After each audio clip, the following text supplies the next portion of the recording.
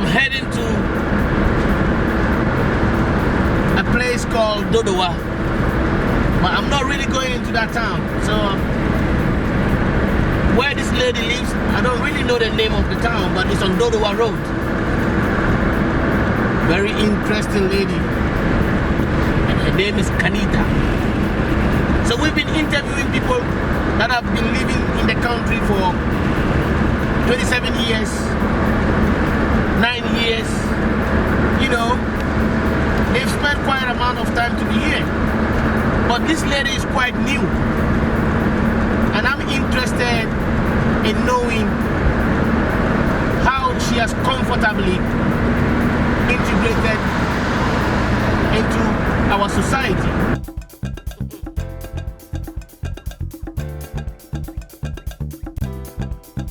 Good afternoon. But your friend is Ampuma Junction. Junction I want the next junction here. Which side? The next on your right. On our left. We are on our left. The rough road there. Yeah, this road. Rough road. Okay. Okay. Rough road. Okay. I don't really have an address for where I am going. Okay?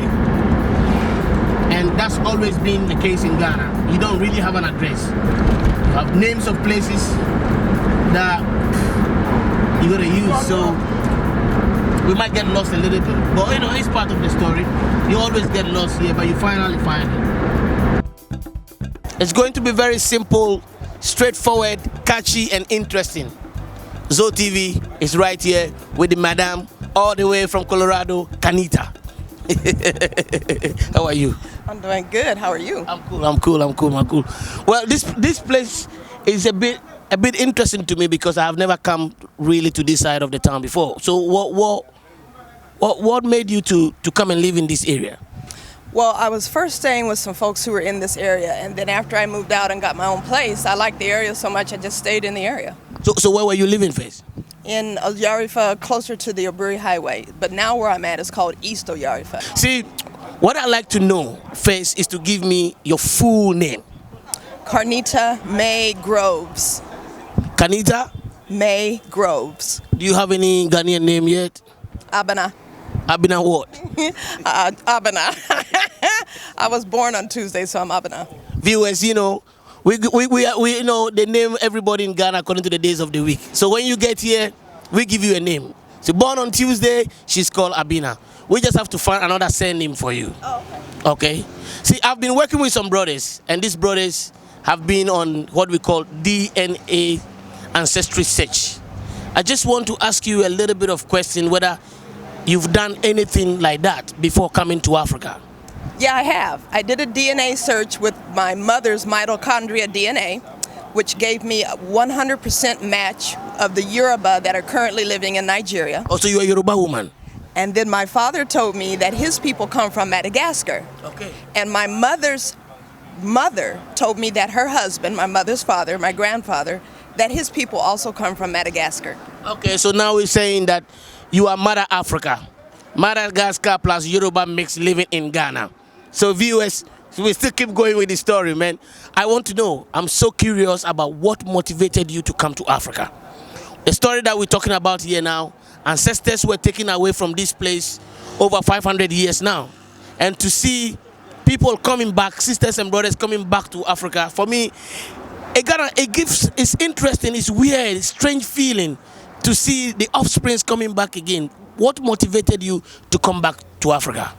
Well, I think learning about it, first of all, got the interest going. And then the more you learn, the more something inside of you sort of changes. And if you're open to that learning, you'll want to explore it because it pulls you. So it's like it's an ancestral call to come back home. And some people come back home to visit. Some people come back home to stay. And I'm one of those who come back home to stay. So how many years did you search for this? Or did you wake up one day and said to yourself, you know what, I'm going to go to Africa? Or did you do a work or somebody give me that little story, how it all came about before you jump on the plane to come here. It was gradual. It was learning and learning more, and then I came to a conference here for the first time in 2000. The Association of Black Psychologists had a conference, so I was there for that conference. And as soon as I stepped off the plane, it literally felt like walking into my mother's house. So even though you were in Colorado, you always been feeling that you have to get back to Africa. Oh, absolutely, yes. Do a lot of people over there feel like that, or just only? I want to know the minds of other brothers and sisters over there. Do they feel the same way you feel, or just a little, just only few people feel that? I know a lot of people who do, and I know a lot of people who don't. And of the people who do, this is like the best place on earth to come to. I mean, it's home. It represents so much. The resources here are so rich. The culture here is so diverse and so rich. And, people, it holds a lot of mystery to it. It holds a lot of healing. A lot of times, particularly when you're looking at political figures or even movie stars or musicians, they come here a lot of times to heal. And so this land holds a lot of meanings for a lot of different people. So I do know a lot of people who feel that exact same way. But what is holding them back?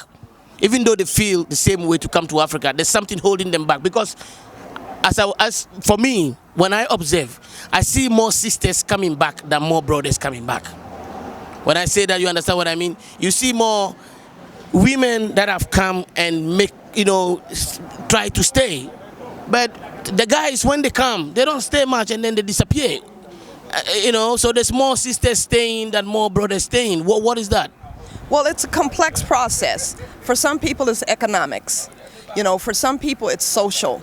For other people, it's logistical. It's just a matter of working through the issues. So it's different. Or I think that maybe the women are just more stronger. They can come back and live in Africa, and the brothers cannot deal with it yet. Yes.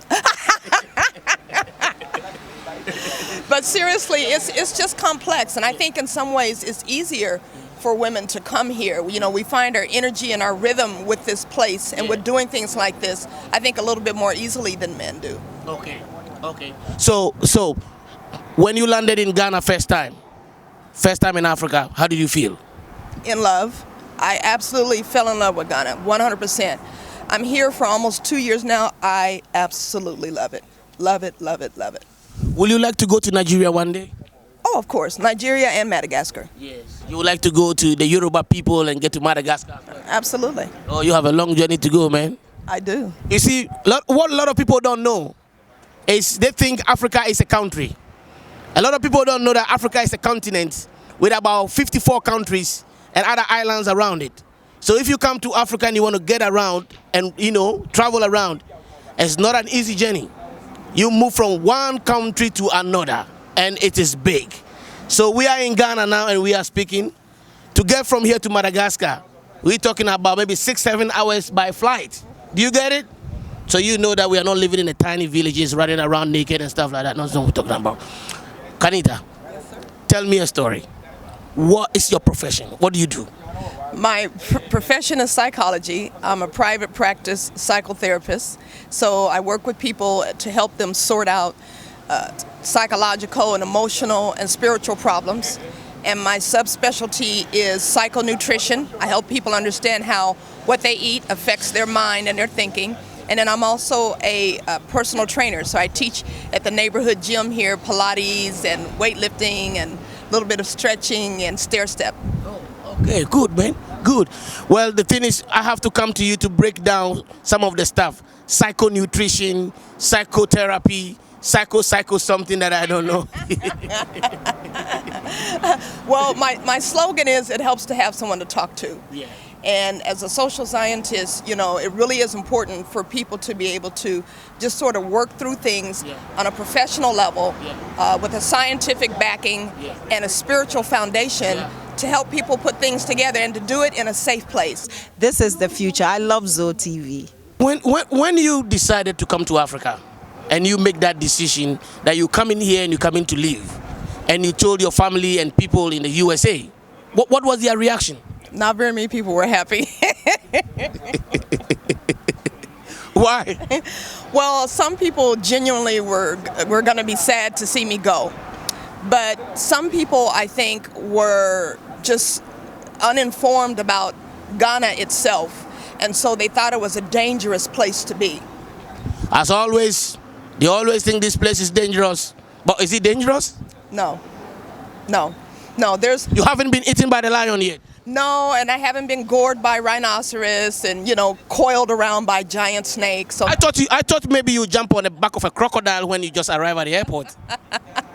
Not yet, no. I never have gotten food poisoning from eating at any spot, any little small size spot in any of the countries I've been to, and I've been to 17 different countries. The best place, the best time, the best moment you enjoy Africa is always on the street, and you gotta try the food on the street. If you don't do that, then that means that you are walking in Africa with a different agenda, okay? So try all the big things in the restaurant, but make sure you try the roadside stuff. Don't be scared to get sick. You get sick, we cure you, okay? Well, I live right in the middle of Ampama village, and I'm surrounded by the locals, and that's what I wanted, is by choice. Yeah. My daily challenges, to be honest with you, this is the hardest thing for me in Ghana. Yeah. How closely the vehicles drive by you when you're walking down the road. That is the biggest thing, because there's apparently no pedestrian laws here. And even though the road may be wide, they drive very close to you. And in the States, that's something that in some places is illegal. You know, talking about driving in Ghana and cars getting close, I was telling one driver last time, I said, if I get given the chance to be a cop in Ghana, I will arrest everybody and I will jail them for only 5 hours, from 7 to 12. And the jail term is going to learn how to drive. Have you been to the Cape Coast Castle, the Elmina Castle? Have you traced the slavery route? Because some people do come here, but actually don't go there because they don't know what happened. So I find that some people can actually just come to Ghana, do their business, but never really dive into the ancestral history. Yes, when we first came here for the conference, the Association of Black Psychologists, we did a ritual at the slave dungeon in Elmina. Yeah. And there were over 500 of us that came here at that time for the conference. And so quite a number of us were at those slave dungeons.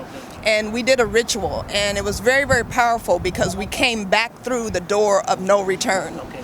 And so, yes, we've been there, and I've been there now probably about 5 different times. Okay.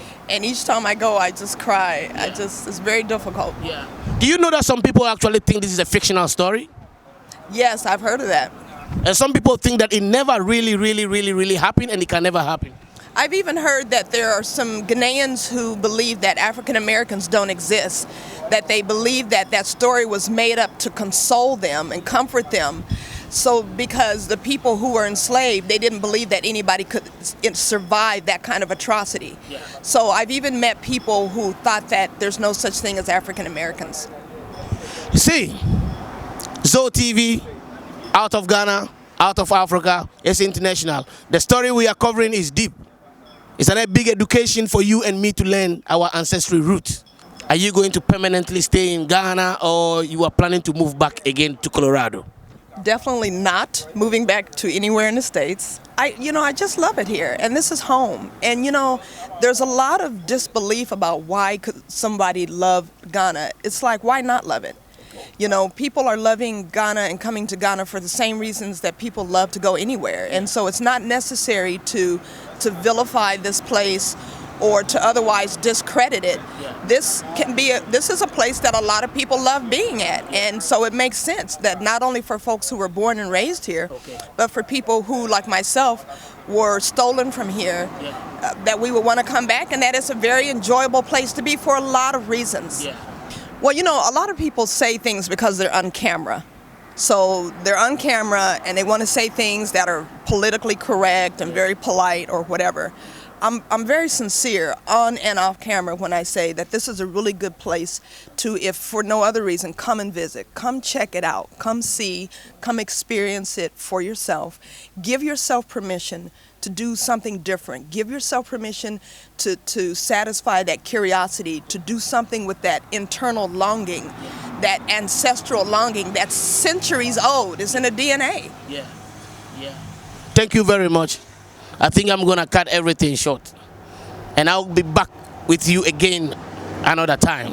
Y'all know about my brother. Okay? Right, viewers, we have come back the second time again to the Aburi town. I told you guys that this place is a conscious community.